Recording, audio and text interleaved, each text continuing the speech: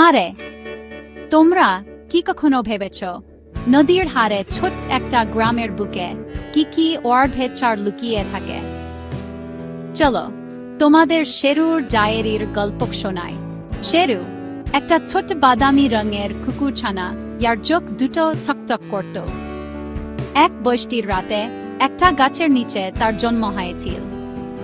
তার মা রুমা খুব বুড়ো আর ঘানি ছিল, জীবনে অনেক কিছু দেখেছে, কিন্তু শেরুর কাছে প্রতিটি ডোবা ছিল একটা খেলার মাঠ, আর প্রতিটি কোণ ছিল একটা নতুন পৃথিবী।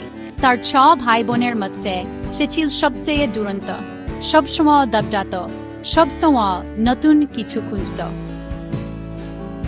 গ্রামের বাচ্চারা তাকে খুব ভালোবাসত। কেউ বিস্কুট দিত, কেউ দিত রুটির টুকরো।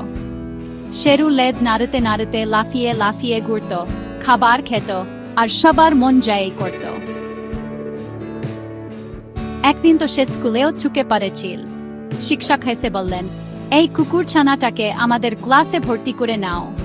সেই দিন থেকে সবাই তাকে ছোট্ট ছাত্র বলে ডাকত। কিন্তু শেরু জানত না এ তার জন্য কি বিপদ অপেক্ষা করছে। তারপর এলো সেই ভয়ঙ্কর বন্যা। বৃষ্টি মুষলধারে পড়তে লাগলো, নদীর জল বাড়তে লাগলো, আর গ্রামের সবার মনে ভয় ছড়িয়ে পড়ল।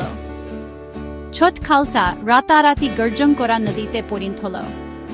শেরু আর তার পরিবার নিরাপদে থাকার জন্য জড়ো হয়েছিল, কিন্তু একটা বিশাল ঢেউ তাদের আলাদা করে দিল। একা ভীত হয়ে সে তার মায়ের জন্য কেঁদে উঠল। তার মায়ের কণ্ঠস্বর প্রতিধ্বনিত হল, শেরু শেরু।